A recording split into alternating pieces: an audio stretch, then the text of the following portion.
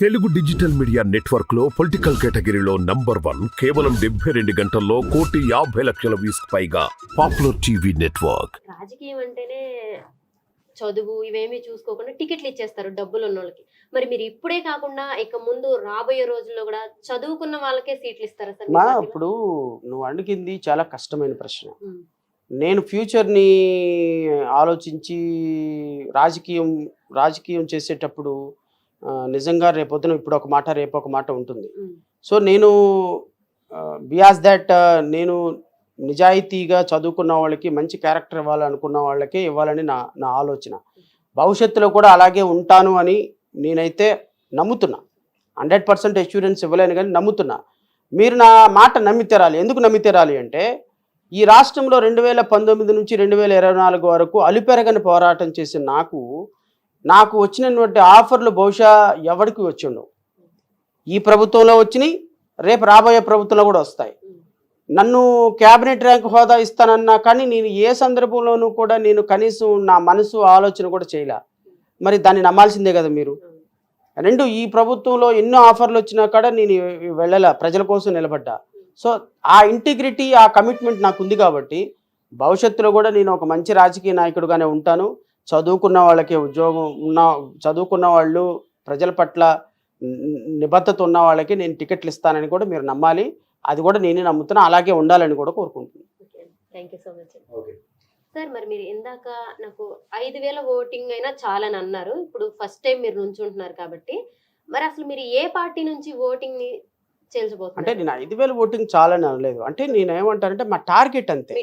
ఎందుకంటే మేము డబ్బులు ఖర్చు పెట్టలేము, ప్రజల్లో ఇంకా మార్పు ఒక్కసారి రాదు కాబట్టి అంత వచ్చినా అది టార్గెట్గా పనిచేస్తున్నాం. 15 లక్షల ఓటింగ్ రావాలని పనిచేస్తున్నాం.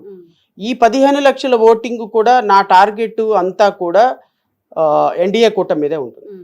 నేను ప్రతి కాన్స్టిట్యున్సీలో తెలుగుదేశం నుంచి 5-10 వేల ఓట్లు చేల్చాలని. ఎందుకంటే ప్రధాన ప్రతిపక్షంగా ఉన్న తెలుగుదేశం పార్టీ పాలక పక్షాన్ని విమర్శిస్తున్నటువంటి విధానంలో పాలక పక్షం చేసిన తప్పుల్ని ప్రజల్లో తీసుకెళ్ళటంలో ఫెయిల్ అయిపోయింది. ఇప్పుడు తెలుగుదేశం పార్టీ ఎన్డీఏతో కలవటం వల్ల ఈ దేశానికి సమగ్రతకే మప్పు కలుగుతుంది. సమగ్రతకి మప్పు వాటిల్లినప్పుడు ఎన్డీఏ కూటమిని మాత్రం నిలువరించాల్సిన బాధ్యత నాకుంది. ఖచ్చితంగా ఒక బాబాసాహెబ్ అంబేద్కర్ ఆలోచన విధానంతో నడిచే వ్యక్తిగా ఎన్డీఏ కూటమిలో ఉన్న భారతీయ జనతా పార్టీ ఈ రాష్ట్రానికి శత్రువు అమ్మ, ఈ దేశానికే శత్రువు. అలాంటి వ్యక్తులని కనుక నిలువరించకపోతే రేపొద్దున భవిష్యత్తు ఉండదు. కాబట్టి మా ప్రతి కాన్స్టిట్యున్సీలో మా టార్గెట్ ఎన్డీఏ మీదే ఉంటుంది. ఎన్డీఏతో కలిసిన తెలుగుదేశం మీదే ఉంటుంది. తెలుగుదేశంని తీసుకొచ్చి కలిపిన పవన్ కళ్యాణ్ మీదే ఉంటుంది. సో రేపొద్దున మేము ఎన్డీఏ కూటమిని ఈ రాష్ట్రంలో అధికారంలోకి రాకుండా చూస్తాం. వైఎస్ఆర్ కాంగ్రెస్ పార్టీ కూడా ఈ రాష్ట్రంలో రావటానికి అర్హత ఉన్న పార్టీ కాదు. కానీ కంపారిటివ్ తెలుగుదేశంతో పోల్చుకుంటే జగన్మోహన్ రెడ్డి ఎన్నో అన్యాయాలు చేశాడు, ఎన్నో అరాచకాలు చేశాడు, ఎన్నో దురదృష్టకరమైన పనులు చేశాడు. కానీ రేపు దేశ సమగ్రతతో పోల్చుకుంటే భారతీయ జనతా పార్టీ రేపు చేయబోయే ద్రోహం అన్యాయం ఇంకా ఎక్కువ. సో కాబట్టి నా primary target NDA, secondary target Jaganmohan Reddy. So ఓవరాల్గా మేము అధికారంలోకి రావాలని ఉంటాం. But we should know hour limitations also కదా. సో కాబట్టి ఎంతవరకు అవకాశం ఉంటే అంతవరకు తెలుగుదేశం ఎన్డీఏ కూటమి ఓటింగ్ని ఓడించమని అయితే మాత్రం ప్రజలకు వెళ్తాం. సార్ మరి ఇంకొక పార్టీ ప్రజాశాంతి పార్టీ కే పాల్ గారి గురించి మీరు ఏం చెప్తారు సార్? ఆయన గురించి మనం మాట్లాడుకునేంత టైం వేస్ట్ చేసుకోవటం అనవసరం. ఎందుకంటే ఒక మంచి స్థాయిలో ఉన్నటువంటి వ్యక్తి ఈరోజు ప్రజలకి ఒక వినోదాన్ని పంచేటువంటి వ్యక్తిగా మారిపోయాడు. పొలిటికల్ సిస్టంలో అతను ఒక ఆటలో అరటిపండుగా మారిపోయాడు. అది ఎవరి వల్ల జరిగిందనేది నేనైతే చెప్పను కానీ బట్ కేఏ పాల్ అనేటువంటి వ్యక్తి వల్ల రాజకీయాల్లో ప్రజలకి ఒక ఆహ్లాదం దొరికేటువంటి ఐటమ్గా మారిపోవటం అనేది మోస్ట్ అన్ఫార్చునేట్. ఇది ఎవరిని తప్పు కూడా పట్టకూడదు. ఎందుకంటే ఆయన తెలివి తక్కువడయి చేస్తే మన అయ్యో పాపం అనొచ్చు, ఆయన తెలివి లేక చేస్తే ఏదో సర్ది చెప్పొచ్చు. అన్నీ తెలిసి కావాలని అతన్ని తను ప్రొజెక్ట్ చేసుకోవటానికి అలాంటి డ్రామాలు ఆడేటువంటి ఒక డ్రామా ఆర్టిస్ట్ లాగా ఆయన తయారైపోయాడు. ఆయన చదువుకోలేనివాడా, ప్రపంచం తెలియనివాడా, లోకజ్ఞానం లేనివాడా, డబ్బు లేనివాడా, లేకపోతే అమాయకుడా, ఏమీ కాదు. మాకు తెలిసి 5 కోట్ల మంది ప్రజల్లో తెలంగాణలో ఉన్న 3.5 కోట్ల మంది ప్రజలు అత్యంత తెలివిగలవాడు అంటే కేఏ పాలే.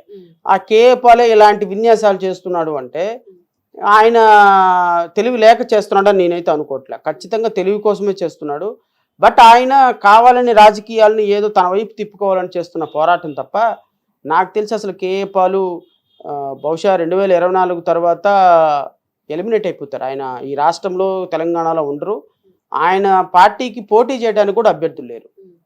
2023లో నవంబర్లో తెలంగాణలో జరిగిన ఎలక్షన్లో 4-3 అభ్యర్థులు నామినేషన్ వేయడానికి వెళ్ళారంట. ఆ 4 కూడా విత్డ్రా చేసుకున్నారంట. అప్పుడు ఆయన మాకు సింబల్ ఇవ్వలేదని ఒక డ్రామా మొదలుపెట్టాడు. ఇప్పుడు నర్సాపురంలో ఎంపీగా పోటీ చేశారు. ఎంపీగా పోటీ చేసి 2800 ఓట్లు వచ్చినాయి. అదేమనంటే నేను రఘురామకృష్ణరాజు గారికి షేక్ హ్యాండ్ ఇచ్చాను, ఆయన్ని గెలవమని చెప్పేసి సాక్రిఫైస్ చేశాను అంటాడు. ఎమ్మెల్యేగా ఎందుకు పోటీ చేశానంటే ఎమ్మెల్యేకి విత్డ్రా చేసుకున్నాను అంటాడు. బట్ 2019లో ఎందుకు పోటీ చేయలేదని నా బీఫామ్లని ఎవడో తీసుకెళ్ళి అమ్మేసుకున్నాడు, నా బీఫాములు చేసుకున్నాడు అంటాడు. మరి 2003లో ఎందుకు గెలవలేదంటే నాకు 85,000 ఓట్లు వచ్చినాయి, ఈ 85,000 ఓట్లు ఎలక్షన్ కమిషను నాకు 800 ఓట్లే ఇచ్చినాయి అంటాడు. మరి 2024లో రేపు ఆంధ్రాలో ఎందుకు పోటీ చేస్తలేదు అంటే రేపొద్దున కూడా నాకు టికెట్ ఇవ్వలేదు, నాకు ఎలక్షన్ సింబల్ ఇవ్వలేదు, నా పార్టీలో వస్తున్న వాళ్ళందరినీ కిడ్నాప్ చేసి అక్కడ చోట బంధించారు, కాబట్టి నా పార్టీలో అభ్యర్థులు రావటం లేదు అని చెప్తాడు. మరి ఆయన పవన్ కళ్యాణ్ గారికి నీకు 24 సీట్లు ఎందుకు, నేను 74 సీట్లు ఇస్తాను, నువ్వు వచ్చేయ్ అని చెప్పేసి అంటున్నారు. అదే అంటుంది. ఇప్పుడు ఆయన పరిస్థితి ఏంటి అంటే ఆయన ఉన్న హోటల్లో డబ్బులు కట్టే పరిస్థితిలో ఆయన లేడమ్మా. ఆయన వెళ్ళే కార్లకి ఈఎంఐలు కట్టే పరిస్థితులు లేడు. ఆయన హోటల్లో ఏ హోటల్లో ఉంటున్నాడో ఆ హోటల్కి డబ్బులు కట్టే పరిస్థితులు లేడు. అన్నీ అప్పులైపోయినాయి. ఆయనకున్న కొద్ది గొప్ప ఆస్తులు విశాఖపట్నంలో దీంట్లో ఉన్న ఆస్తులన్నీ అప్పులైపోయినాయి. ఆయన అసలు కనీసం ఇప్పుడు ఎవరైనా మీలాంటి వాళ్ళు వెళ్ళి అడిగితే మీరు ఒక 10,000 ఇవ్వండి, ఒక 5,000 ఇవ్వండి అనే పరిస్థితికి వచ్చేసాడు ఆయన. అంటే ఎవరైనా ఆయన చూడటానికి వెళ్ళినా కూడా డబ్బులు అడిగి మీకు టికెట్ ఇస్తాను, మీకు ఎంపీ టికెట్ చేస్తాను, ఎమ్మెల్యే టికెట్ చేస్తాడు. ఆయనకి అసలు తినటానికే తిండి లేని పరిస్థితుల్లో ఆయన ఎవరికి 100 కోట్లు 200 కోట్లు ఇస్తారు, ఆయన ఎవరికి 70-80 సీట్లు ఇస్తాడు. ఆయన పార్టీలో ఆయన 24 గంటలు ఆయన వెనక్కి తిరిగి ఒక సాధారణమైన ఇండిపెండెంట్గా వేయడానికి ఇష్టపడతాడు, కానీ కేఏ పాల్ పక్కన కూర్చోడానికి కూడా ఇష్టపడరు.